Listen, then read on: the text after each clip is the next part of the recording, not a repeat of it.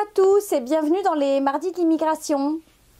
Alors cette semaine je vais vous parler d'un sujet qui est assez chaud bouillant ici au Québec, c'est l'emploi. Qu'est-ce qui se passe en ce moment? En ce moment, en fait, il y a une grosse pénurie de l'emploi au Québec. C'est une pénurie de l'emploi qui va en s'accroissant puisque plus le temps passe, plus la population vieillit et moins on arrive à trouver de main-d'œuvre. D'ailleurs, si vous avez suivi sur ma page Facebook du côté de Montréal, vous avez certainement vu que j'ai partagé la liste des métiers pour lesquels les démarches sont simplifiées. Alors, elles ne sont pas forcément simplifiées que pour vous, elles sont simplifiées également pour l'employeur et surtout d'ailleurs pour l'employeur. Ces employeurs qui aujourd'hui refusent des commandes, n'arrivent pas à satisfaire leurs clients puisqu'ils manquent de main-d'œuvre, ils n'arrivent pas à travailler comme il faut. Donc le ministre de l'Immigration, David Hurtel, a d'ailleurs sonné la cloche d'alarme auprès du gouvernement fédéral du Canada en leur disant simplifiez les démarches, simplifions les démarches.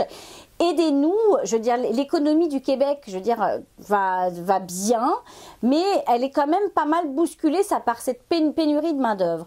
Donc aujourd'hui, les démarches simplifiées, c'est quoi? C'est la possibilité pour un employeur québécois d'aller chercher de la main-d'œuvre à l'étranger et de simplifier son employabilité. Voilà, donc ça en passe par là. Et donc toute cette liste que j'ai publiée sur Facebook, c'est la liste de tous les métiers pour lesquels on est en manque de main-d'œuvre ici au Québec.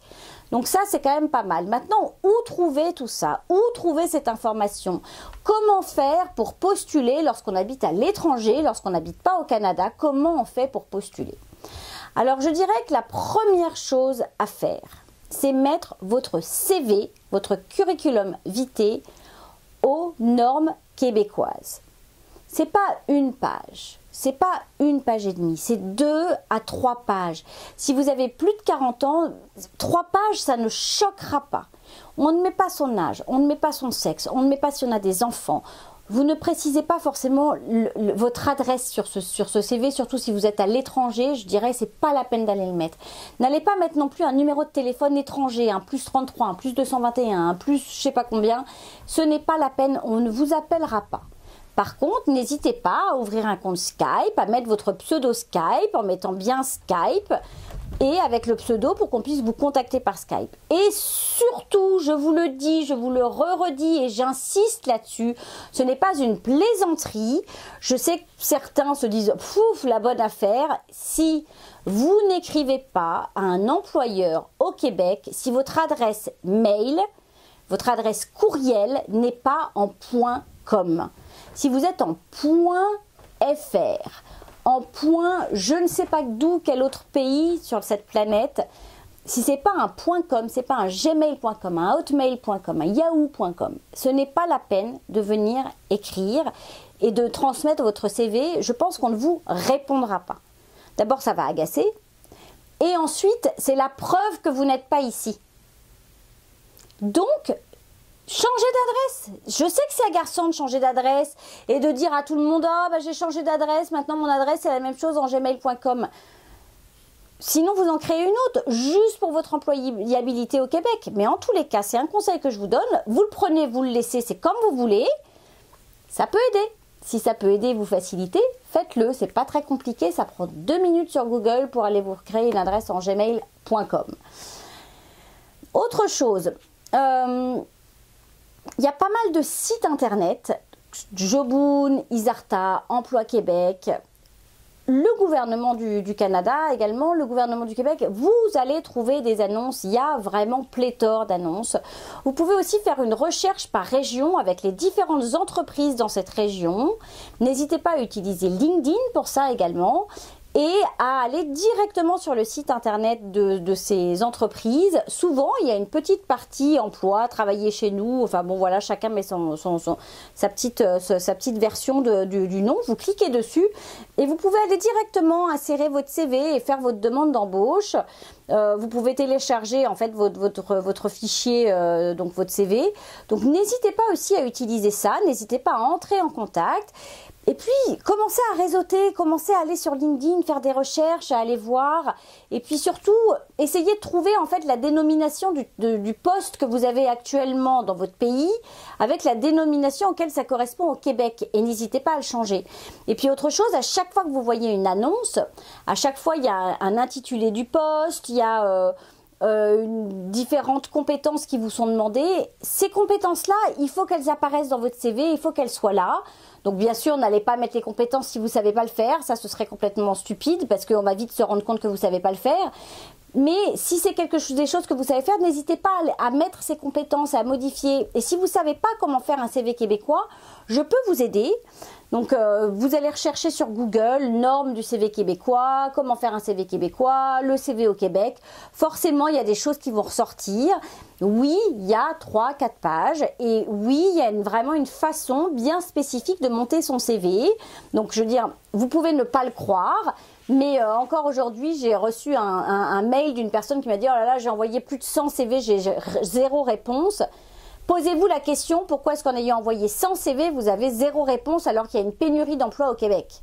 Moi, j'ai envoyé 2 CV l'année dernière, enfin il y a 1 an et demi, et j'ai été pris au bout de mon 2e CV et j'ai été embauchée en 10 jours.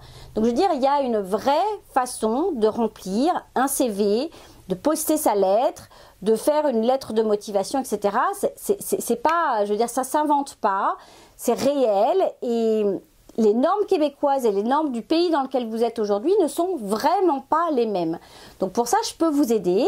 Pour tout ce qui est immigration, visa, permis d'études, permis de travail, etc., c'est plutôt Valérie qui s'occupe de ça. Vous l'avez vu dans toutes les émissions. Elle vous donne déjà de l'information, des conseils, mais n'hésitez pas déjà à passer par elle si vous voulez avancer aussi sur ce dossier-là et voir comment ça se passe. Donc ça, vraiment, il n'y a pas de souci. Et puis vous savez qu'il y a Hélène aussi qui est là, qui peut vous coacher, qui peut vous guider dans la transition, dans le changement, dans la préparation à un entretien. Vous posez aussi les bonnes questions. Donc je veux dire, faites appel à nous, on est là pour ça. Donc ça vraiment, il ne faut pas hésiter à nous contacter. Donc et pour l'emploi, je vous le dis, on recherche vraiment de la main-d'œuvre, on la recherche à l'étranger, donc on a besoin de vous, donc faites des recherches, allez-y, googlisez tout ce que vous pouvez googliser, allez chercher toutes les entreprises que vous pouvez trouver, refaites bien vos CV et allez-y, lancez-vous, c'est vraiment le moment, c'est maintenant qu'il faut aller chercher du travail. Il y a vraiment des entreprises qui recherchent des personnes qui ont vos compétences et qui travaillent comme vous. Et dites-vous bien une chose, c'est qu'un CV... on n'a pas besoin d'avoir le reflet de l'école qui qu'est-ce donc. On a surtout besoin d'avoir vos compétences. Qu'est-ce que vous avez fait? Qu'est-ce que vous savez faire? Quelle langue vous parlez? Enfin, je veux dire, voilà, je vous le dis comme ça rapidement. Mais les normes québécoises sont très différentes. J'insiste vraiment là-dessus. C'est important. Et si vous avez envoyé pléthore de CV et que ça n'a pas marché, posez-vous des questions. C'est pas vous le problème, c'est votre CV, c'est le document que vous envoyez le problème. C'est pas vous. Je veux dire, vous, a priori, vous avez la compétence. Si ce que vous dites est vrai, hein, et si ça ressemble à l'annonce. Donc vraiment, posez-vous la question sur votre CV. Ça, c'est vraiment quelque chose d'important et j'insiste. Et n'oubliez pas que sur le site d'Immigration Québec, donc www.immigration.quebec.gouv.qc.ca, vous avez énormément d'informations, ainsi que sur le site du CIC, le site du gouvernement du Canada. Vous avez toutes les informations dont vous avez besoin. Vous avez besoin de savoir quel nom porte le métier que vous avez dans votre pays et à quoi ça correspond ici au Canada ou au Québec. Toutes ces informations sont sur les sites internet. Je veux dire, n'hésitez pas à rechercher, c'est vrai que ça fait beaucoup de lectures, c'est vrai que ça fait passer du temps, mais ça se mérite une immigration quand même. Ça se mérite d'arriver ici, donc oui, ça demande du temps, de la recherche, ça demande d'aller faire de la lecture, c'est vrai. Alors après, si vous n'avez pas envie de faire toutes ces recherches, vous pouvez faire appel à des personnes comme Valérie, comme moi, Géraldine, du côté de Montréal. Vous pouvez faire appel à nous, mais c'est vrai qu'après, soyez pas étonnés qu'on vous demande de payer certaines choses. Il y a beaucoup de choses qu'on vous donne gratuitement, puis il y a aussi des petites choses qu'on fait payer. Donc ça, là-dessus, il faut quand même en avoir conscience. Donc si vous avez besoin de moi pour votre CV, je suis là, je peux vous aider et ça me fera plaisir de le faire. Donc voilà pour ce qui est de la partie emploi, CV, et vraiment allez-y, les permis de travail temporaire, c'est le moment. Ça prend toujours un peu de temps, la démarche simplifiée, ça ne veut pas dire que ça va se faire en 2 mois, ça peut toujours prendre 8 mois, ce qui agace d'ailleurs terriblement les entreprises québécoises et le gouvernement du Québec, parce qu'on aimerait bien que ça puisse aller plus vite, pour pouvoir redynamiser vraiment bien l'économie du Québec, qui va très bien, attention, hein, l'économie du Québec est dynamique et va bien, mais c'est vrai qu'il ne faudrait pas que ça s'essouffle sous prétexte qu'on est un peu en manque de main-d'œuvre. Donc allez-y, c'est le moment. Si vos métiers sont dans la liste des métiers admissibles aux démarches simplifiées, c'est le moment d'aller contacter des entreprises, de vous connecter sur Google, d'aller chercher tous les sites de l'emploi que vous pouvez trouver au Québec, toutes les entreprises qui peuvent exister même en région du Québec, il y a beaucoup d'entreprises au Québec, et de pouvoir commencer maintenant à envoyer vos CV. Et n'hésitez pas, comme je vous le disais, à vous connecter directement sur les sites internet des entreprises. Voilà, ça marche vraiment bien. Donc allez-y, c'est le moment. Cette semaine, on reçoit Camille qui est là depuis 9 ans, qui est arrivée avec ses enfants. Très belle intégration, elle a toujours travaillé dans des entreprises québécoises, elle a vraiment une belle immigration, c'est sympathique, vous allez voir, elle a beaucoup de choses à nous raconter. Et puis avec Valérie, on répond à la question de Sébastien. Comment se passe le parrainage dans le cadre d'une immigration? Est-ce qu'on peut parrainer son frère, sa sœur? Donc voilà, qu'est-ce que le parrainage et comment ça fonctionne? Et bien sûr, encore une fois, Hélène va nous donner les clés d'un changement de vie, d'un changement de carrière, et comment y arriver, comment s'outiller en fait pour bien préparer tout ça et préparer votre nouvelle aventure et votre nouvelle vie. Surtout, n'hésitez pas à faire appel à moi, je vous l'ai déjà dit, je vous le redis. Si vous avez besoin des coordonnées d'un banquier, d'un déménageur, d'un assureur, tous les différents corps de métier en fait qui peuvent vous servir dans le cadre de votre arrivée ici au Canada. Vous arrivez dans quelques mois, vous arrivez à la fin de l'année, vous avez besoin d'un courtier immobilier, faites appel à moi, je vous donne gratuitement et personnellement je vous mets en contact avec tous ces gens avec grand plaisir. J'ai utilisé leurs services, je suis satisfaite de ce qu'ils ont fait. Donc vraiment, ça me fera plaisir de pouvoir partager tout ça avec vous et de pouvoir vous mettre personnellement en lien avec ces gens-là et de m'assurer qu'on va bien s'occuper de vous. Voilà, c'est vraiment important que mon expérience vous serve à vous et adoucisse quelque part votre immigration. Donc on se retrouve tout de suite après la pause avec Valérie. À tout de suite. Conseil de pro vous est présenté par Valérie Flatt, consultante réglementée en immigration canadienne. Bonjour Valérie. Bonjour Géraldine. Alors, cette semaine, on attaque un autre sujet, un peu différent de ce dont on parle généralement, parce que Sébastien nous demande comment fonctionne le rapprochement familial, c'est-à-dire le parrainage et la résidence permanente dans le concept d'un regroupement avec des membres de la famille qui seraient au Canada. Donc, si je comprends bien, j'ai de la famille au Canada et je demande à ce que cette famille, qui est citoyen ou résident permanent, puisse me parrainer pour un rapprochement pour que je puisse venir vivre ici. Aussi, exactement. D'accord. Donc, ça ne concerne pas tout le monde. D'accord. On ne se fait pas parrainer par n'importe qui et n'importe comment. D'accord. Malheureusement, c'est pas aussi ample qu'on aimerait. D'accord, il y a quand même des règles strictes à suivre. Sinon, ce serait trop facile. Ce serait trop facile. Là, je pourrais faire venir toute ma famille. Ouais, les oncles, les tantes, les nièces, l'arrière-grand-mère. Génial. Il y a au moins 100 personnes, non? Donc, le plus simple, c'est que parents-enfants, ça marche très bien. D'accord, mais il faut quand même être résident permanent. Oui, il faut qu'il y en ait un des deux qui soit résident permanent, donc le parent ou l'enfant. D'accord, et c'est vraiment parent ou enfant, ça peut pas être... Par exemple, moi, je pourrais pas faire venir mes beaux-parents. Alors, tes beaux-parents, si, tu peux, parce que... Même si mon conjoint était plus là, par exemple. Ah bah non, mais là, tu rentres dans des cas de figure un peu d'accord. Il faut quand même que le conjoint soit là. D'accord, il faut que donc c'est vraiment la lignée sanguine. Ouais, c'est la lignée sanguine, mais il y a des restrictions d'âge. Par exemple, le parent qui veut faire venir ses enfants, il faut que l'enfant soit mineur, qu'il ait en dessous de 22 ans. D'accord. Donc jusqu'à 22 ans, avant leur 22e anniversaire, vous pouvez parrainer vos enfants. D'accord. Donc ça, c'est important de le faire parce que après ça, en fait, ils perdent cette possibilité-là de pouvoir venir par ce regroupement familial. Ils vont devoir, eux, postuler sous les autres programmes économiques ou venir faire des études ou venir trouver un employeur. Donc avant ça, et le rapprochement familial est possible. Exactement. Avant le 22e anniversaire, le parent peut parrainer l'enfant. Le parent peut aussi parrainer son propre parent. D'accord. Donc moi, je pourrais parrainer mes parents. Okay. Oui, si tu es résidente permanente, par exemple, tu peux.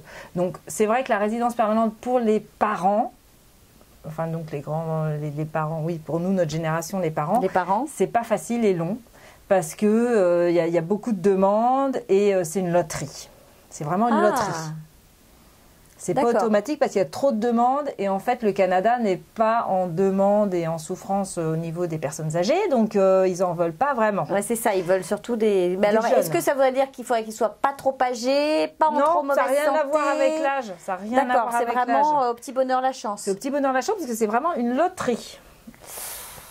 Donc il y en a qui sont chanceux, qui sont fait prendre et puis d'autres qui attendent depuis 5 ans, 6 ans, 10 ans. Donc ça peut être long. Donc malheureusement, on a des cas où les parents meurent avant que les enfants aient pu éventuellement les faire venir. Donc c'est un peu triste. Un peu triste. Bon. Alors par contre, pour les grands-parents, alors là, j'en profite, il y a le super visa qui permet aux parents donc, de venir au moins en tant que visiteurs, mais la première fois, ils peuvent venir pendant 2 ans. Donc pendant 2 ans, ils sont avec un statut de visiteur, mais ils sont tranquilles, quoi. Leur statut est...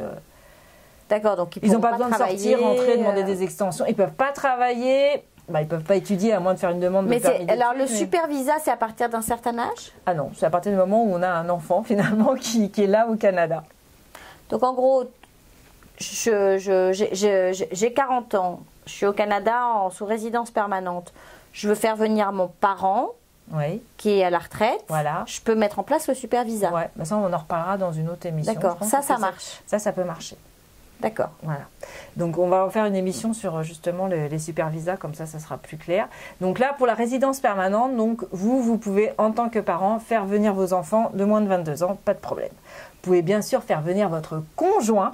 Donc ça, le rapprochement familial, c'est l'enfant, le conjoint ou le parent. Voilà. Mais le parent peut aussi rentrer dans le cadre du super visa. Aussi. D'accord. Voilà. Alors le conjoint, bien sûr, on le fait venir, ça à la limite c'est une priorité, même que pour le 14 juillet, le ministre a annoncé qu'ils avaient facilité, enfin même un peu rétréci, simplifier la demande, c'est-à-dire qu'au lieu de... Oui, parce qu'il y a des gens qui viennent en visa de travail tout seuls, qui viennent pas encore avec leur conjoint. Le conjoint va rester quelques années à l'étranger. Oui, voilà. Et c'est là où en fait, eux obtiennent leur résidence permanente. Et c'est là où ils font venir finalement la conjointe. Ils ne viennent pas systématiquement avec leur conjointe en fait. Non, et puis il y a des gens qui tombent en amour.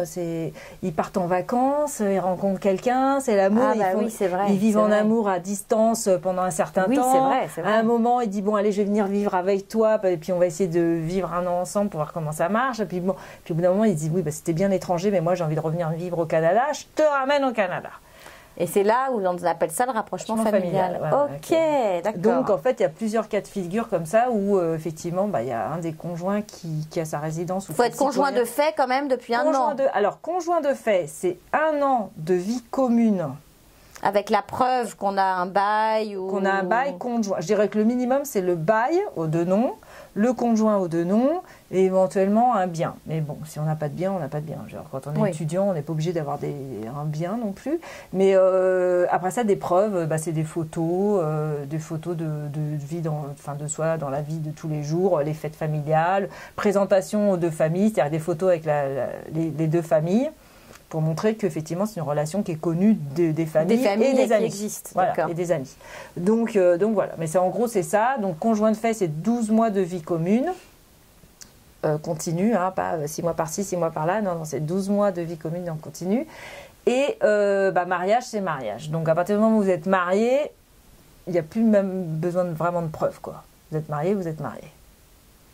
Quand bien même vous seriez marié hier et vous êtes connu la semaine dernière, je ne vous cache pas qu'il y aurait une entrevue. Comment tu fais si tu tombes amoureux en vacances et que tu t'installes pas avec la personne pendant un an, mais que tu veux quand même la faire venir? Alors là, c'est compliqué. Parce que tant qu'il n'y a pas une démonstration de vie commune pendant 12 mois, il n'y a aucun moyen.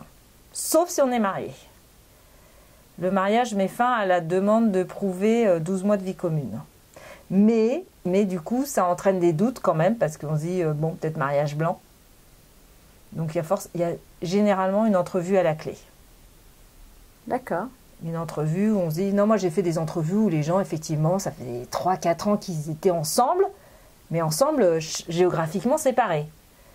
Mais du coup, c'est quoi? C'est des mails qui vont le prouver? Ouais, c'est des mails, des voyages, hein, parce qu'ils allaient voyager, je dirais tous les 2 mois, il y en avait un qui faisait l'effort, où ils se réunissaient dans un autre pays entre les deux, où ils avaient de la chance parce que leur travail leur permettait de voyager, donc ils se retrouvaient, puis en fait, ils se connaissaient. On le sent, ça se voit. On le sent, parce que moi, quand j'ai fait l'entrevue, c'est comme s'ils habitaient ensemble, ils savaient tout de l'autre. Ils savaient tout de l'autre, même s'ils n'avaient pas habité, donc on savait que c'était vraiment une relation, sauf qu'ils n'avaient pas eu la possibilité de... lui, il ne pouvait pas quitter son travail et aller vivre dans le pays de l'autre, et inversement, l'autre, elle pouvait venir qu'en visiteur, et du coup, ça mettait un peu en péril sa situation. Donc, bien sûr, ok. Donc il y en a qui n'osent pas trop faire ça. Mais alors, l'avantage du regroupement familial, maintenant, c'est que si le conjoint rejoint le demandeur principal ici, qui a son statut ici, il peut faire la demande depuis le Canada, et le conjoint, au bout de 3 mois, obtient un permis de travail ouvert. Donc il y a 3 mois où effectivement il y aura un peu chaud, hein, on vient avec sa propre assurance médicale, son tout, et après ça, au bout de 3 mois, on obtient un permis de travail ouvert. Bon, là il y a l'assurance médicale qui pose encore un peu de questions, quoi, mais ça dépend de... Est-ce que c'est pareil, excuse-moi, je te coupe, si le conjoint, le demandeur de rapprochement est citoyen canadien? Ah non, ça n'a aucune importance qu'il soit résident permanent ou citoyen. D'accord, c'est pareil. Ça ne donne aucun avantage. D'accord.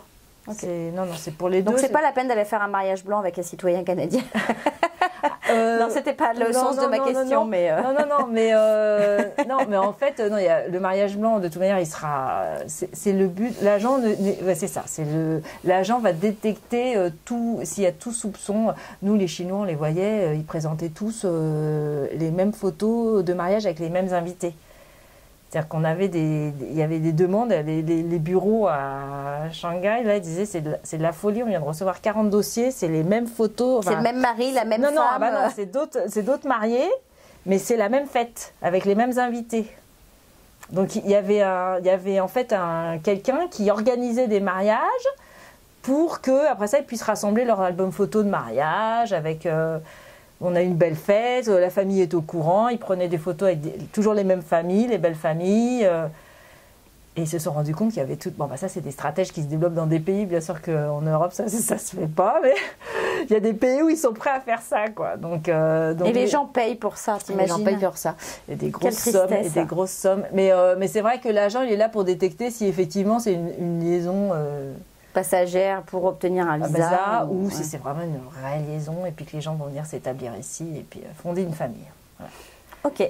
Donc tu peux pas faire ça avec ton meilleur ami? Non, on peut pas faire ça avec son meilleur ami. Par contre, on peut faire ça les couples gays, tout ça c'est accepté. Il n'y a aucun problème. Il y a absolument aucun problème. Ça c'est même sexe opposé. Donc ça peut être le conjoint, ça peut être l'enfant, ça peut être le parent qui a aussi droit au super visa qu'on traitera dans une autre émission. Oui. Et alors, il y a le cas de figure de l'enfant. C'est-à-dire qu'on pourrait, par exemple, sponsoriser, parrainer son frère ou sa sœur si celui-ci était mineur, moins de 18 ans, et orphelin. C'est-à-dire que tout d'un coup, vos parents meurent et vous avez encore un frère ou une sœur qui est mineur à l'étranger. Là, on peut le parrainer. Là, on peut le parrainer parce que tout d'un coup, le frère ou la sœur se retrouve tout seul sans parents à l'étranger. Sans parents, donc ça veut dire orphelin. Ni oncle, ni tante, ni père, ni mère. Non, là, c'est même pas une histoire de oncle. Bien sûr qu'il pourrait certainement, mais on veut que l'enfant soit directement avec son frère, sa lignée directe. Ouais, donc on dit, alors si l'enfant est mineur et se retrouve tout d'un coup orphelin de parents, son frère ou sa sœur peuvent le parrainer. S'il est majeur? Ah non, s'il est majeur, non. D'accord. Il faut qu'il soit mineur, moins de 18 ans. Et là, c'est vraiment le seul cas de figure où on peut parrainer son frère ou sa sœur. D'accord, il faut que les parents aient disparu et que le frère ou la sœur soit mineur. Mineur, exactement. Ok. Sinon, et si c'est un demi-frère ou une demi-sœur? Non, ça serait pareil, mais il faut aussi qu'il soit orphelin. Et donc là, orphelin de ses deux parents naturels, voire du conjoint de l'ex. Ouais, là, ça, je suis pas trop sûre, mais au moins de ses deux parents naturels. S'ils sont séparés, ça serait vraiment un cas extrême. Mais bon, ça peut arriver. Et par contre, si vous avez 30 ans, vous avez une sœur de 30 ans, bah non, malheureusement, ça ne marche pas. Ouais, c'est ça. On ne peut pas parrainer son frère ou sa sœur. Qui est adulte. Qui est adulte, exactement. Même si il n'y a plus de parents, c'est pas possible. Non. Alors si on pourrait, par exemple le frère et la sœur est handicapé profond et que les parents viennent à mourir. D'accord. Et que là, là c'est un cas humanitaire en fait. Donc là oui. Là, c'est ça. S'il est dépendant 100% de ses parents qui viennent de disparaître, il est majeur. C'est ça. Il devient du coup dépendant de son frère ou de sa sœur et là c'est possible. Voilà, exactement. Alors après ça, il y a le dernier cas de figure. Il faudrait que vous êtes au Canada et puis tout d'un coup vous vous retrouvez, mais vraiment c'est vous qui devenez orphelin pour le coup. Vous n'avez ni conjoint, ni parents, ni frères, ni sœurs qui sont ici au Canada et il n'y a plus personne non plus dans le reste du monde en fait vivant. Et là, vous pouvez faire venir une tante. Enfin, c'est ce qu'ils appellent le regroupement familial du dernier membre de la famille, parce que vous êtes tout seul ici et puis que il n'y a plus personne ailleurs non plus. Il n'y a plus personne, en tout cas dans votre lignée directe Donc vous pouvez éventuellement faire venir un cousin, une tante, une personne de votre choix. Mais qui serait le dernier. Qui serait le dernier. Mais en proche, ça peut pas être un éloigné. Si du coup, s'il reste plus personne et puis que ça serait un éloigné, mais je crois que il faut quand même que ce soit assez direct quand même. D'accord. Mais bon, c'est vraiment des cas de figure, c'est hyper complexe. Moi, en 12 ans, j'en ai jamais approuvé un. Parce qu'à chaque fois, on retrouvait un autre membre de la famille qui était encore en vie. Bah oui. Donc c'est un peu compliqué. Ces cas-là, ils sont vraiment compliqués. Puis je ne les recommande pas parce que c'est des cas qui prennent du temps. C'est pas évident. Donc le regroupement familial en soi, c'est facile. C'est un dossier. Au Québec, il faut faire une demande d'engagement. Oui, c'est ça. Ça peut aller vite si c'est un parent ou un enfant. Ouais. Ou un conjoint. C'est relatif. C'est entre là, justement, le ministre vient aussi d'annoncer qu'ils avaient enfin réussi à éliminer 80% du retard. Donc, a priori, maintenant, on est retombé dans les 12 mois. Ça peut aller plus vite qu'une résidence permanente. C'est 12 mois. C'est ça. Mais, sauf que ce n'est possible que pour un enfant, un parent ou un conjoint. Voilà. Et les autres, c'est des cas extrêmes. Il faut vraiment faire la preuve qu'il n'y ait plus rien, ou que le frère ou la sœur soit 100% dépendant. Et après ça, c'est une demande, si c'est dans le reste du Canada, c'est une demande juste au niveau fédéral. Si vous êtes au Québec, par contre, vous commencez par le fédéral et à un moment, on va vous dire, maintenant, demandez au Québec s'ils sont d'accord. Ils sont d'accord pour que des membres de la famille... Et pas dans les autres provinces? Non, pas dans les autres provinces. Il n'y a que le Québec, pour le moment, qui fait... une double vérification. Sa sélection. La vérif. Sa sélection pour savoir si effectivement, c'est surtout savoir si les budgets, s'ils peuvent prendre encore plus de monde. Généralement, ils acceptent. Je ne vous cache pas que la demande de... Alors là, c'est le CSQ, le certificat de sélection du Québec. Dans ces cas-là, c'est pareil. C'est pratiquement 100% de réussite. D'accord. Donc, il faut déjà faire la preuve que c'est possible et que le fédéral accepte. Exactement. Mais c'est pas très compliqué. Puis sachez que si la personne est venue ici en tant que touriste et que vous faites la demande depuis le Canada, le conjoint a droit à un permis de travail ouvert. Et ça prend un an dans ces cas-là ou... Ça va prendre un peu plus d'un an parce qu'il donne la priorité en fait aux couples qui sont séparés géographiquement. Donc je peux faire venir mon conjoint, faire cette demande, ça prend un an, mais il a quand même droit à un permis de travail ouvert. Voilà. Ok. Ça attend pas 2 mois, 3 mois là? Si, il a l'attente de 3 mois. D'accord. Il a l'attente de 3 mois, mais bon, au moins ils sont ensemble ici. D'accord. Ils attendent la réponse définitive avec le conjoint qui a une possibilité de déjà commencer sa carrière ou prendre des cours de langue s'il veut. Mais ça, il faut que ce soit le conjoint ou l'enfant. Le conjoint ou l'enfant. Ou le parent s'il peut encore travailler. L'enfant, on ne peut pas le faire venir avant. L'enfant, malheureusement, il n'y a pas de démarche. On est obligé de faire la demande de regroupement familial de l'enfant et puis attendre qu'il arrive avec son... Il ne peut pas arriver un an. Non, parce que s'il arrive comme visiteur, il ne va pas être autorisé à travailler. S'il a un parent qui est ici, qui est résident en permanence, il peut y venir étudier. Il a des dérogations pour les enfants qui auraient déjà un parent ici. Donc en fait, il peut faire un permis d'études et demander un rapprochement familial. Voilà, exactement. Au pire des cas, ouais.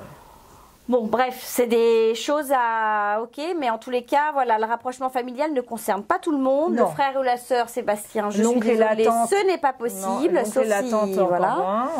Sauf si le frère qui est ici est 100% handicapé et qu'il a besoin de sa sœur qui vit ailleurs éventuellement pour prendre en charge parce que les parents étaient ici et qu'ils le prenaient éventuellement. Ah, par exemple aussi. Mais bon, c'est vraiment des cas de figure et puis c'est des dossiers qu'il faut monter qui sont assez costauds. Cas par cas. Ouais, okay. Cas par cas, il faut démontrer sa situation et expliquer les raisons. Ok, bon, alors on en a fait le tour de ce rapprochement familial. Oui. Ok, bon, bah écoute, Valérie, la semaine prochaine. À la semaine prochaine. Et nous, on se retrouve après la pause.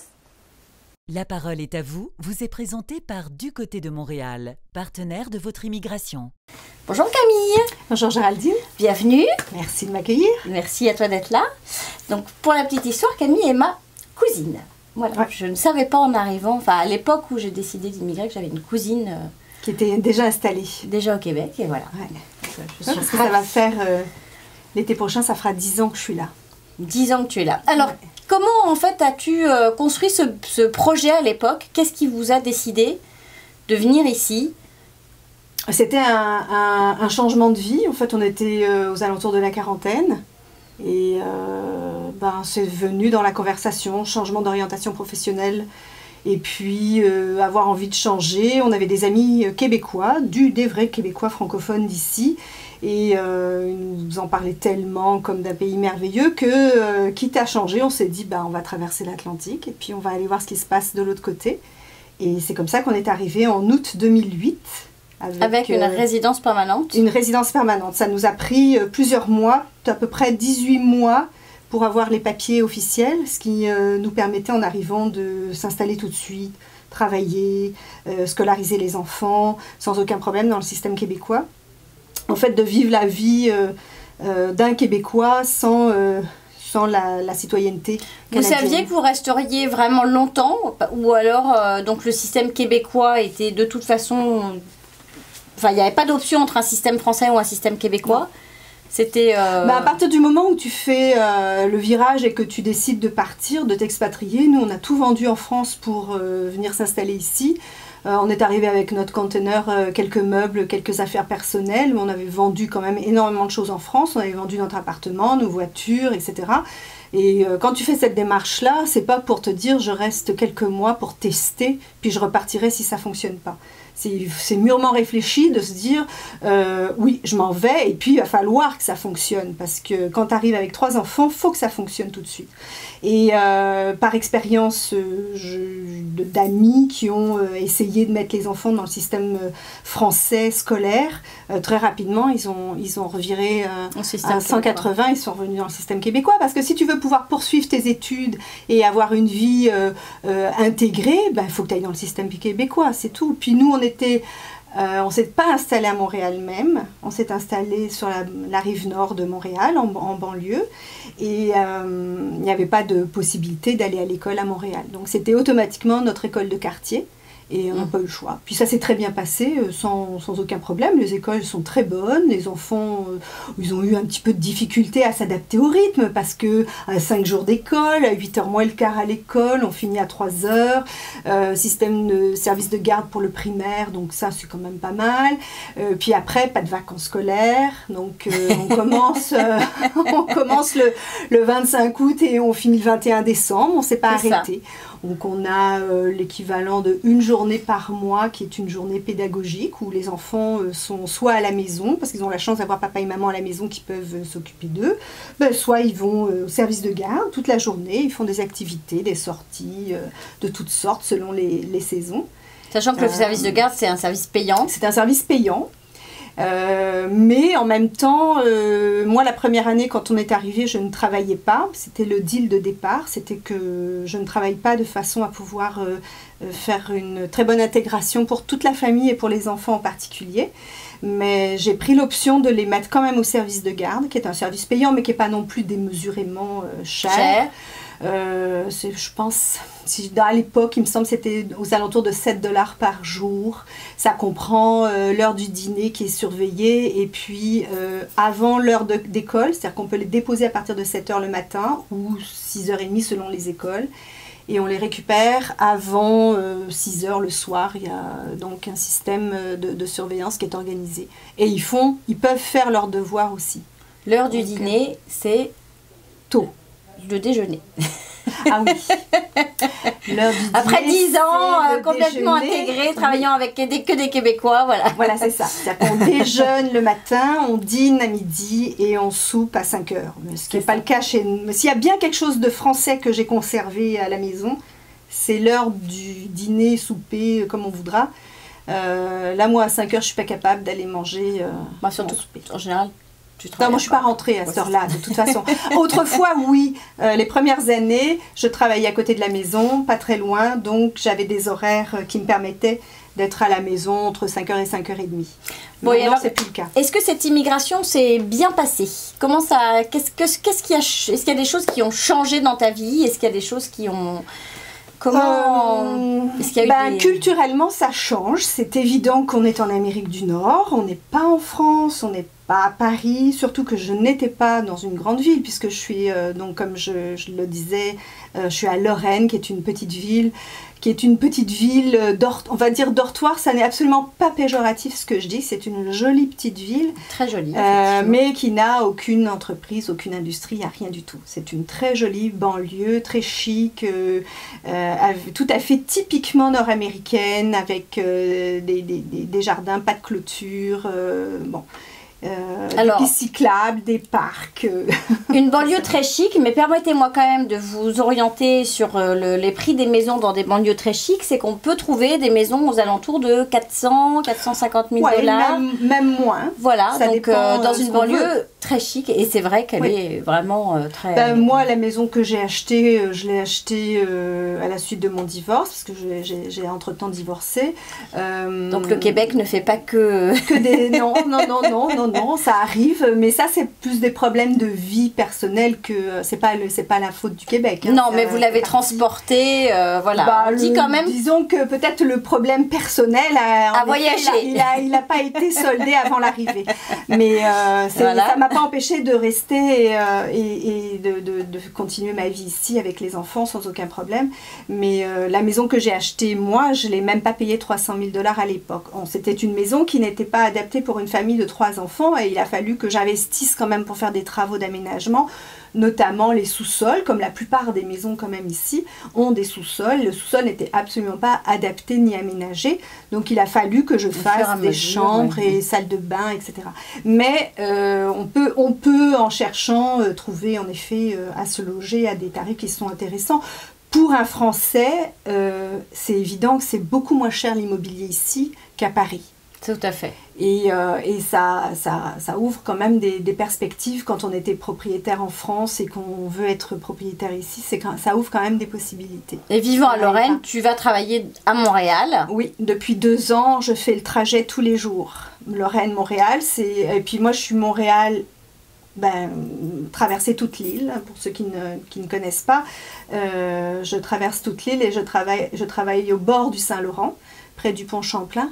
Donc j'ai 45 km à peu près matin et soir, si ce n'est qu'il y a du trafic. S'il n'y avait pas de trafic, je mettrais 45 minutes, mais avec le trafic, je mets au moins 1h30.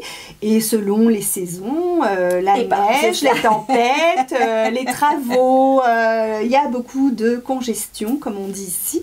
Et ça peut arriver que dans les pires cas, j'ai mis 3 heures pour rentrer chez moi un soir. Mais c'est exceptionnel. Bon. Mais malheureusement... Mais ça se fait. Ça se fait. Je pourrais le faire en transport en commun, mais il y a une succession de transports à prendre entre l'autobus, les autobus, le train, le métro arrivé à Montréal, la navette pour aller jusqu'au bureau, qui font que je mettrai autant de temps en transport avec moins de flexibilité qu'en voiture. Parce que les transports en commun, on a beau dire, l'île de Montréal est très bien pourvue, énormément, il y a quand même 3 lignes de métro, il y a énormément d'autobus, il y a quand même des trains de banlieue qui arrivent, c'est relativement bien desservi. Par contre, dès qu'on part d'une banlieue, c'est plus compliqué. Il y a moins de choix, les gares, il n'y en a pas partout, il n'y a pas de stationnement pratique pour la voiture, pour aller se gares. stationner, exactement. Donc c'est des autobus, mais moi par exemple, depuis chez moi, l'autobus pour aller à la gare, c'est pas toute la journée. Il y en a le matin, il y en a le soir aux heures de pointe, mais il n'y en a pas toute la journée. Donc, aussi souvent. Donc si on doit rester plus tard travailler, ça complique un peu les choses. Donc, puis les horaires de train aussi. Il n'y a pas des trains toutes les 5 minutes comme les trains de banlieue parisiens. non, pas du tout. Et alors comment s'est passée cette recherche d'emploi? Comment ça doit se passer en fait pour une personne qui est nouvellement arrivée? Quels conseils pourrais-tu donner par rapport à la recherche d'emploi, par rapport à l'emploi? Est-ce que c'est facile? Est-ce qu'on en trouve facilement? Qu'est-ce que tu pourrais... La première chose qu'il faut... Avec 10 ans d'expérience. Ça dépend quel genre de visa on a pour arriver ici. Ce que je pense important, c'est qu'il faut faire le maximum les démarches avant de partir au niveau de la reconnaissance des diplômes. Oui. Moi, je ne l'avais pas fait en me disant, comme on avait décidé que pendant un an, j'aurais le temps de m'en occuper, je ne l'ai pas fait et j'ai été obligée de le faire un peu en catastrophe en étant ici. C'est un peu long et ça bloque pour la recherche d'emploi parce que malgré tout, on va te le demander, ta reconnaissance de diplôme. Donc, c'est le premier conseil que je donnerais, c'est que si vous avez des diplômes qu'il faut faire reconnaître, faites-le avant de venir vous installer ici. Ça vous facilitera le travail. Après, comme dans n'importe quel pays, que ce soit en France ou ailleurs, il faut appliquer sur des postes qui sont libres. Alors, il y a Emploi Québec et il y a plein d'annonces partout. Il y a plein de sites qui existent de recherche d'emploi. Donc, moi, j'ai commencé comme ça. Je me suis inscrite aussi à Montréal dans des agences de placement, style Manpower ou autres, qui existent ici. Et en fait, j'ai fini par appliquer à des postes à la commission scolaire. Donc la commission scolaire, il n'y a pas d'équivalent en France. Ça pourrait être un genre de académie d'éducation, je ne sais pas comment on appelle ça, nationale. Mais, ou départementale, mais c'est lié à l'éducation. La commission scolaire, c'est une entreprise, j'exagère de dire ça, mais c'est la fonction publique, ça dépend de la province. Et c'est ce qui gère les partie écoles administrative qui gère les écoles. Ça gère les profs, etc. Puis ça gère les écoles, mais d'un bout à l'autre, de la construction de l'école jusqu'aux profs qui éduquent, etc. Et là, j'ai commencé un peu en bas de l'échelle. J'ai recommencé. C'est ça, tu n'as pas repris au même grade et poste que tu avais quand tu as quitté la France. D'abord, j'ai pris la première chose qui m'était proposée en me disant, une fois que j'aurais mis le pied dans la place, la première expérience québécoise. Exactement. Et donc, je me suis retrouvée à travailler dans une école. Et puis, de fil en aiguille, j'ai eu un poste d'adjointe juridique à la commission scolaire. Et puis, j'ai avancé comme ça. Et puis, après, j'ai eu une opportunité qui s'est présentée pour travailler à Montréal et je l'ai saisie. En fait, il faut accepter, dans certains cas, d'être un peu obligé de refaire un cheminement, un parcours pour avoir sa place. On ne t'a pas attendu, on n'a pas attendu après toi pour te donner tout de suite du travail. On ne vient pas nous chercher avec des banderoles. On vous a besoin de vous à l'aéroport. Non, pas du tout, c'est pas comme ça que ça se passe. Et il faut faire sa place. Il faut accepter que parfois, on est un peu obligé de recommencer à zéro. Alors l'avantage quand on a quand même déjà quelques années d'expérience passée, mais comme dans n'importe quel boulot, c'est que son expérience sert à avancer plus rapidement. Et donc à évoluer rapidement. À évoluer, oui. Oui et non. En fait, après, c'est une question d'organisation de vie. Moi, je me suis retrouvée monoparentale avec les enfants, donc je voulais pas non plus précipiter les choses. Je voulais rester relativement disponible pour m'occuper d'eux, pour la scolarité, etc. Donc, comme toute maman, il y a un moment, il faut arriver à faire... il faut jongler entre la vie de maman, la vie professionnelle. Donc, on fait en effet des choix... et puis on essaye de s'organiser pour que tout fonctionne correctement. Donc c'est sûr que j'ai pris un poste qui était à 20 minutes de chez moi parce que ça me permettait d'être tôt à la maison, etc. À partir du moment où les enfants ils sont dans le cycle et puis qu'ils ont fini le secondaire, qu'ils sont rentrés au cégep et qu'ils sont relativement indépendants, ils ont moins besoin de ma présence, je peux me permettre des horaires plus tardifs. Voilà. Sachant que je peux aussi déménager un jour et me rapprocher de Montréal. Et pour l'instant, j'aime bien ma banlieue aussi, donc je trouve ça plus agréable peut-être que Montréal. Ça, ouais. Et l'intégration des enfants, c'est fait facilement? Est-ce qu'ils sont aujourd'hui, est-ce que sur tes 3 enfants, un des 3 pourrait envisager de retourner vivre en France ou ailleurs, ou est-ce qu'ils sont vraiment bien ici et c'est vraiment leur... Le plus jeune, curieusement, c'est le plus jeune qui a eu le plus de difficultés, qui ne comprenait pas, qui voulait rentrer en France, mais il avait 7-8 ans quand on est arrivé, donc c'est un peu normal. Il a eu du mal à trouver ses repères. Et pourquoi j'ai école le mercredi? D'habitude, j'ai pas école. Et pourquoi j'ai pas de vacances? Et pourquoi... Bon. Et c'est quoi l'histoire du service de garde? Je veux pas aller au service de garde. Bon. Donc ça, c'est normal, mais après tout, je me dis qu'on aurait changé de ville en France, il aurait été pareil. Il y a un changement, il y a une adaptation. Il a été pas, bon, je ne vais pas dire intimidé, mais agacé un peu par les copains qui se moquaient de lui parce qu'il avait un accent français. Donc ça, c'est resté. Puis lui, il n'a jamais perdu son accent français en disant, il parle toujours... très parisien. Contrairement aux 2 grands. Avec des expressions d'ici, mais parisiens. Contrairement aux 2 grands qui ont tellement bien voulu s'intégrer, qui sont... 100% québécois. 100% pure souche, pure laine, tout ce que tu veux, avec toutes les expressions d'ici, et qu'ils ont l'accent du Québec, et puis... et eux, ils sont très bien intégrés. Très très bien, mais ils sont tous les 3 très bien intégrés, ceci étant, les choses ont évolué positivement pour eux. Le début c'est toujours un petit peu compliqué parce qu'en effet le rythme est différent, la culture est différente, mais il se trouve que les 2 grands sont devenus des fanas finis de hockey, donc là il n'y a pas de problème. Et alors à partir de quel âge on commence à travailler? En fait on peut travailler à partir de 16 ans ici. Donc toi tes fils ont commencé à travailler tôt? Quand en fait à 16 ans, j'aurais pas spécialement demandé d'aller travailler. Mais ils ont pas pu. Enfin, il y a eu, ça a été plus difficile. La société, il y a eu quelques années là, quand ils avaient l'âge de commencer à travailler, c'était plus compliqué pour les jeunes de trouver du travail. Il y a eu une petite période un petit peu plus difficile dans l'économie qui ont fait que on favorisait plutôt les personnes avec faible revenu qui pouvaient avoir une 2e job la fin de semaine ou des trucs comme ça.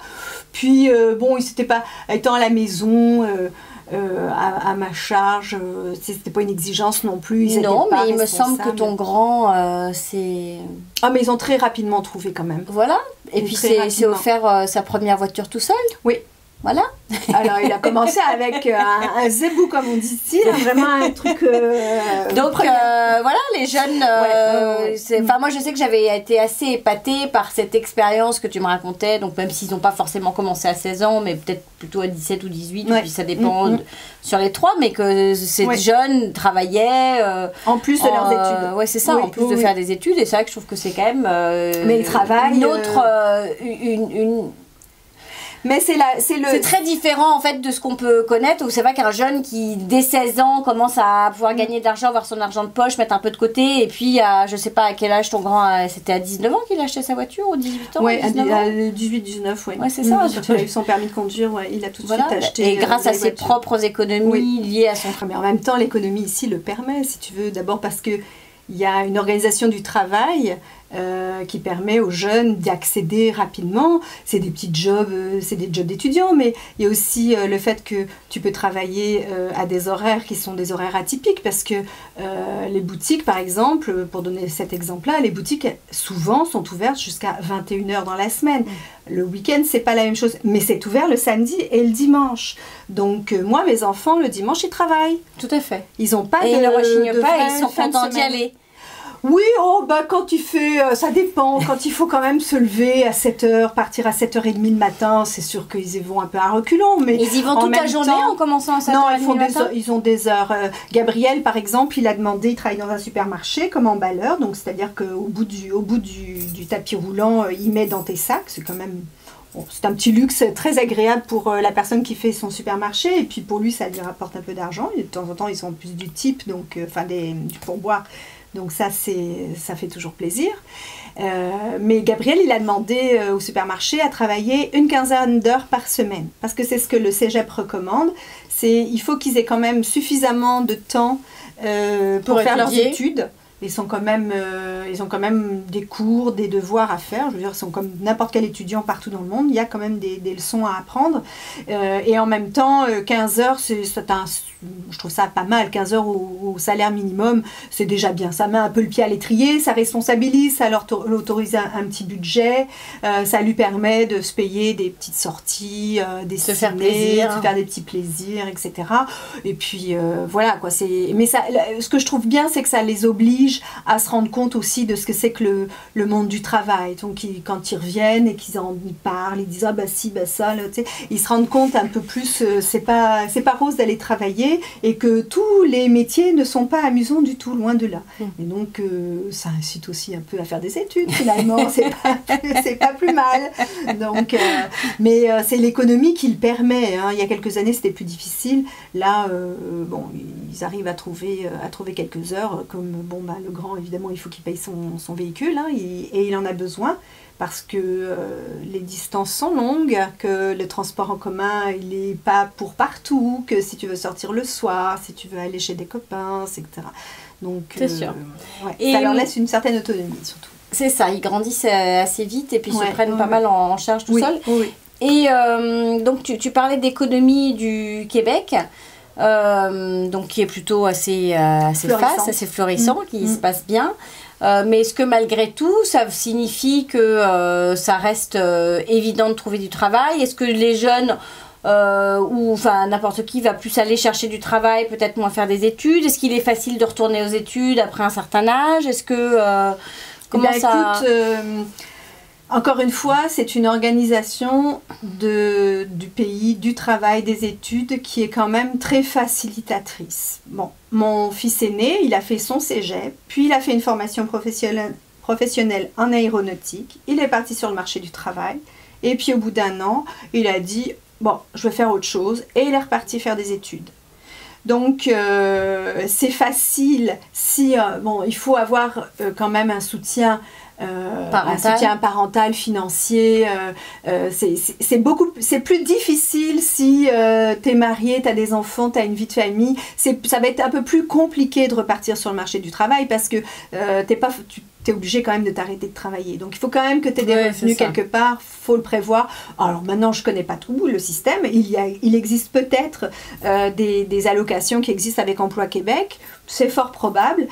Moi, la question ne s'est pas posée pour nous encore parce que les enfants sont quand même encore à l'âge d'être étudiants, donc ça ne pose pas de problème. Mais c'est faisable. Mon deuxième, lui, pour l'instant, il n'a pas encore trouvé ce qu'il veut faire. Donc, il travaille.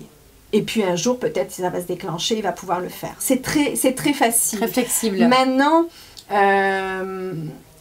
ça ferme des portes. Tu peux très bien trouver du travail et puis grimper les échelons peu à peu, faire ton expérience, etc. C'est mieux d'avoir un diplôme malgré tout parce que bon, ça facilite quand même l'évolution. Mais c'est une société qui va plus juger sur ce qu'on sait faire, sur la tâche accomplie, même si pour certains postes le diplôme peut être nécessaire. Mais c'est vrai qu'on va focaliser sur le travail accompli avant même de focaliser sur des années d'études ou... Mais encore une fois, je pense qu'il y a un moment où si tu n'as pas le diplôme et que tu es en confrontation avec quelqu'un qui en a un, c'est l'autre qu'on prendra peut-être plus facilement. Mais je ne connais pas de cas de personnes que ça a empêché d'avancer quand même. D'évoluer quand même. Tu peux y arriver. C'est plus difficile, mais ça serait plus difficile ailleurs dans le monde aussi. Puis donc, pour ceux qui ont fait les études avant et qui se sont donné du mal, bon bah autant être récompensé. C'est normal qu'il faut que tu sois récompensé aussi, c'est normal.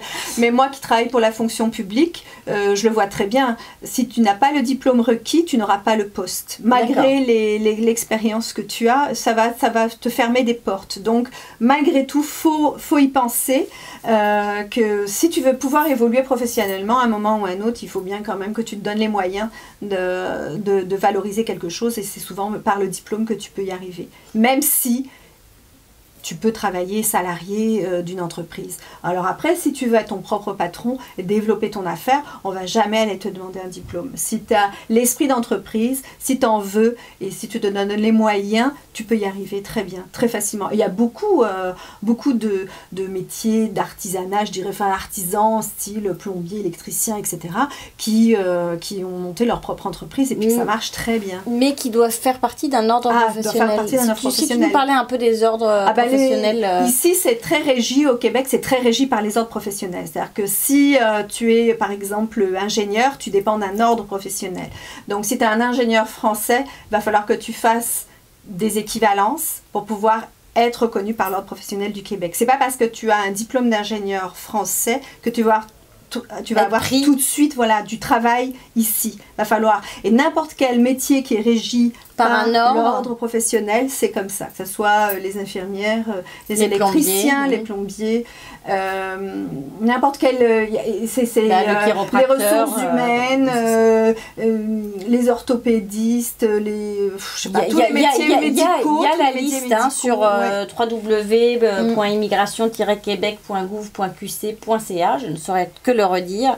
Vous trouvez cette liste des ordres professionnels.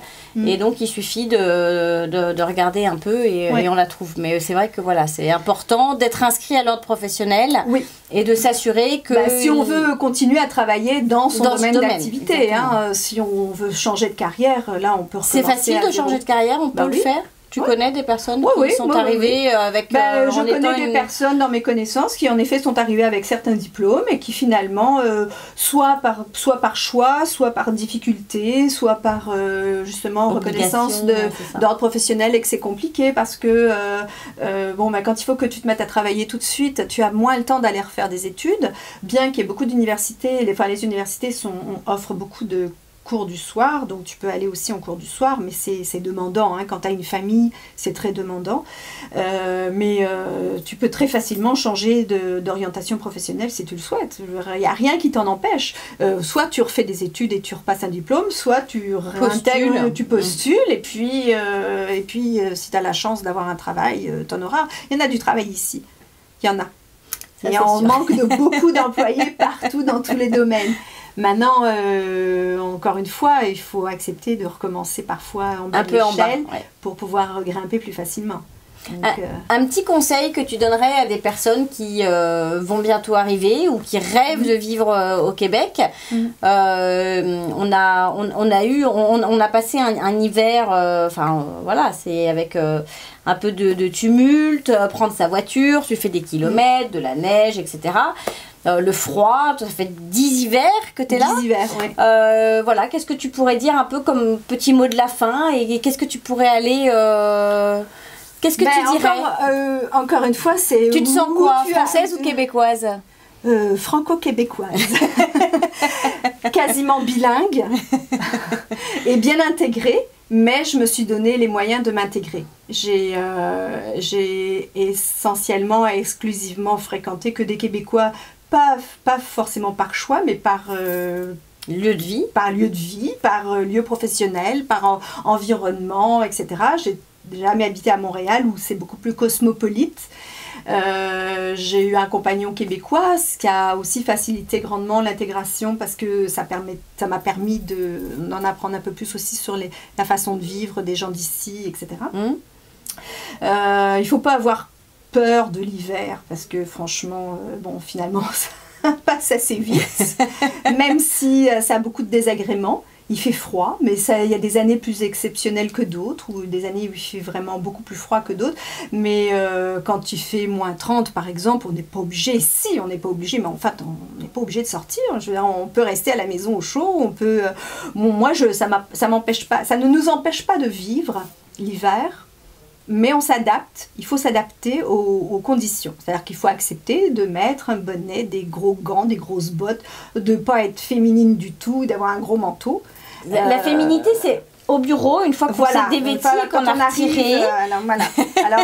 On a les escarpins sous le bureau. Oui, moi j'ai la collection complète, toutes les couleurs sont au bureau, j'ai rien à la maison, puisque à la maison, finalement, je suis soit en pantoufles, soit en ballerine, c'est ça. J'ai pas de souliers, ni à talons, ni rien. Mais oui, il faut se mettre au rythme, mais on le prend assez vite. Hein. On part, il faut déneiger sa voiture. Écoute, les New-Yorkaises se baladent dans New York en paire de baskets. En tous les cas, à l'époque où moi j'y habitais, c'était ainsi. Et elles mettaient leurs escarpins. Les Québécoises se baladent en bottes, bonnets, tuques l'hiver et enfilent l'été et enfilent l'hiver depuis le bureau leurs jolies chaussures.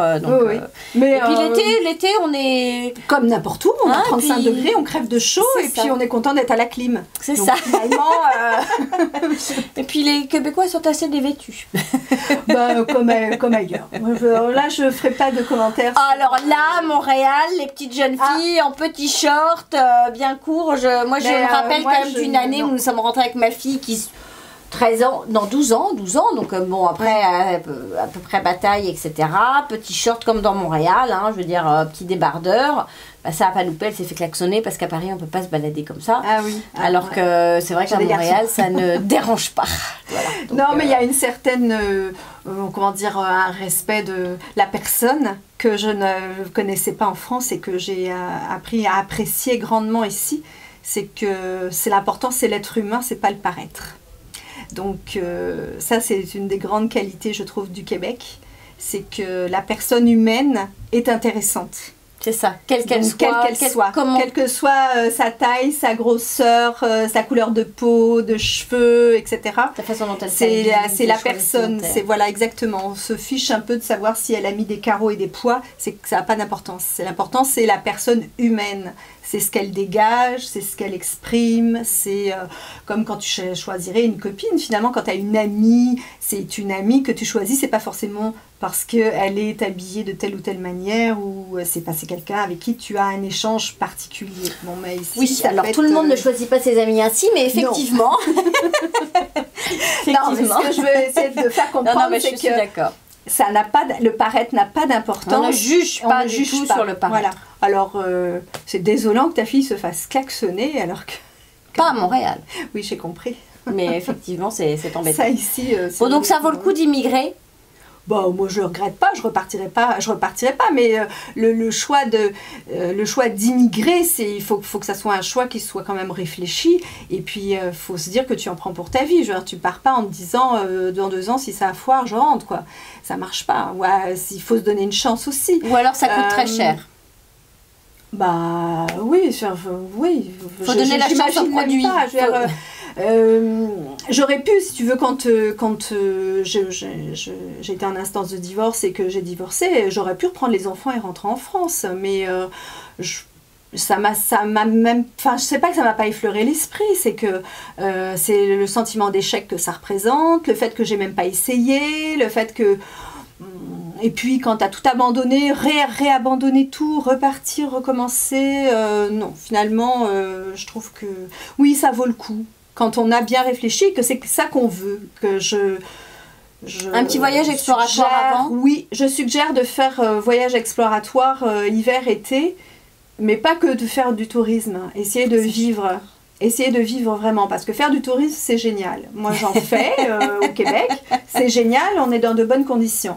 Mais faire un vrai voyage, où on prend un appartement, on essaye de vivre, on fait ses courses, on va à l'épicerie, on sort, on essaye de vivre normalement, de poser des questions, d'essayer de se rendre compte de comment c'est, de voir que l'hiver, c'est... On se frotte un peu à la population, on discute, on échange avec les gens. Exactement. Puis les gens sont relativement ouverts et acceptent volontiers de donner des conseils aussi. Donc, mais c'est important de se rendre compte. Et l'hiver, c'est important de se rendre compte que l'hiver, c'est pas que des chiens de traîneau et puis des balades, etc. C'est du quotidien. Dans Montréal, c'est un quotidien qui est très particulier parce que quand il neige, il y a des bancs de neige partout. Les voitures sont recouvertes de neige. La neige peut pas être poussée sur les maisons plus que ça. Donc les rues sont rétrécies à cause des bancs de neige. Il n'y a pas de place de stationnement. Les voitures sont stationnées, on pousse la neige sur les voitures. Donc vous arrivez avec votre pelle et vous retirez ce qu'il y a devant vous et vous remettez sur les côtés. Ce que je n'ai pas chez nous, où le déneigeur passe et pousse la neige sur les jardins, dans les terrains. Donc ça, c'est complètement différent. Donc on n'a pas du tout, on n'a pas cette problématique-là. C'est ça. Mais la problématique de la conduite sur la neige, quand il y a une tempête, etc. C'est des choses qu'il faut quand même, faut s'attendre à vivre ça. Mais l'hiver, finalement, quand on regarde dans toute une année, décembre, janvier, février, un petit peu mars, et puis si on a de la chance, après c'est fini. C'est ça. Mais il ne neige pas tous les jours, et il ne fait pas tous les jours froid. On est d'accord. Et on peut avoir des -10, comme des avec 7. un gros, super ciel bleu et un soleil magnifique, comme on peut avoir des températures positives et de la pluie en plein hiver sur la neige, comme on peut avoir des étés à 35 degrés, et comme ça arrive aussi. Et on est tout autant trempé après la douche, malgré le fait de s'être séché. Oui. Donc c'est quand même, prévoyez de louer ou d'acheter avec de la climatisation l'été. C'est un petit conseil que tu m'avais donné, que je n'avais pas suivi. Et je regrette. Oui. Mais on s'habitue vite à la... Mais en fait, c'est parce que l'été, c'est assez humide. Hein. Donc, on a l'impression d'être aux Caraïbes, quoi, quasiment, quelquefois. Quand on sort, et ça nous plombe dessus. Et c'est pas toujours agréable. Moi, je préfère largement les -30 et être bien couverte que l'été où il fait 35 degrés. Parce que c'est plus difficile de lutter. Mais oui, le conseil que j'ai, faire un petit voyage, c'est une bonne idée. Bon. Vraiment. Moi, j'en ai fait plusieurs avant de venir. Pas combien forcément des voyages. Combien de temps 3-4 voyages, pas forcément beaucoup. Une fois avec les enfants, on est venu 2-3 semaines. On a fait des allers-retours sur des petites durées de quelques jours chaque fois, mais histoire de prendre le pouls de comment ça se passait. Donc, mais non, il faut au moins réaliser ce que c'est. On se rend pas compte. T'as vécu des déceptions quand même? Des choses que tu attendais, que tu n'as pas eu, ou tu t'attendais à rien ou... Non, je m'attendais à rien. Je pense que c'est ce qu'il faut, finalement. Il faut s'attendre à rien et il faut faire sa propre expérience. La seule chose dont je m'attendais, j'étais sûre de ne pas retrouver Paris ici. Donc, ni l'alimentation, ni le style de vie, ni les possibilités, ni la vie parisienne, ni rien. Je savais que je ne retrouverais pas. Par contre,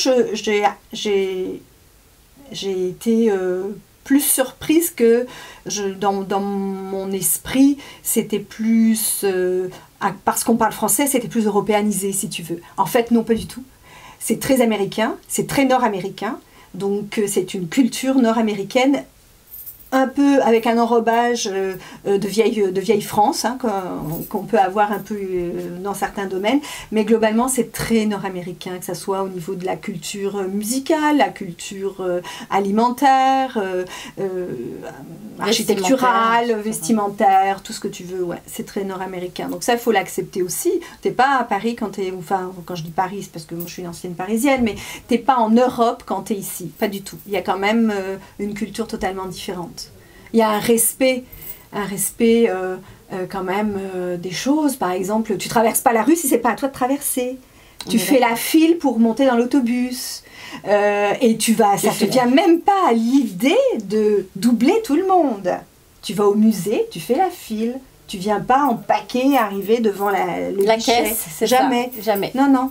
Il y a un profond respect quand même des choses. Tu jettes pas ton mégot normalement. Ça a un peu évolué, mais normalement, quand tu étais fumeur, tu ne jetais pas ton mégot à terre. Tu l'écrasais et puis tu allais le mettre dans la poubelle qu'il pouvait y avoir à quelques mètres plus loin. Encore, ça arrive. Pas de crotte de chien. Non. Ça, tu respectes aussi. Il vaut mieux parce que ça coûte cher. Tu jettes pas tes papiers par terre, normalement. Maintenant, tout évolue, pas forcément toujours dans le bon sens, mais il y a quand même un grand respect des choses. Dans les magasins, quand il y a 3 caisses, il y a une file. Et ça se distribue. Oui. Dans certains magasins, les Renaud Brel, Quand quelqu'un qui ne respecte pas, on va lui dire. De toute façon. Donc, non, mais... c'est sans regret. Et tu vois, même les enfants qui font leurs études ici, etc., ils vont faire leur vie probablement ici, à moins que la vie professionnelle les amène ailleurs, mais ils n'ont pas forcément envie de rentrer en France pour trouver du travail ou quoi que ce soit. D'abord, ils ne sont même pas sûrs que leur diplôme soit reconnu, alors ils aiment autant les faire valoir ici. Bon, donc, écoute, voilà. Merci Camille. Ça m'a fait plaisir. Et puis, on se retrouve après la pause. L'instant coach vous est présenté par HPL Coaching avec Hélène Le Gallet. Bonjour Hélène. Bonjour Géraldine. Alors, comment ça va? Ça va bien. Où est-ce que tu nous emmènes aujourd'hui? Alors aujourd'hui, j'ai 3 lettres pour toi. Ah, génial. Des lettres d'amour? Non, je n'irai pas jusque-là. Et d'ailleurs, je t'offre la première. Le C. Un C. Un C qui t'évoquerait quoi? Puisqu'on est dans le thème de l'immigration, du côté de Montréal, je dirais le changement. Pourquoi pas? C comme changement. Je t'offre la deuxième lettre. Le A. Le A, écoute, si je devais voir ce que ça m'évoque, Oui. je sais pas, je dirais l'aventure. Pourquoi pas? On a du changement, on a l'aventure. Et puis, je termine avec ma troisième lettre, Géraldine. Le P. Le P, je dirais un grand pas, un saut en avant, un grand pas, on y va. Intéressant, intéressant. Tout ça pour former le mot Cap. cap. Et si on changeait de cap? Vous qui êtes en transition de vie, de changement, vous souhaitez peut-être changer de carrière, monter une entreprise, reprendre des études, suivre une formation. Pourquoi pas faire quelque chose de différent?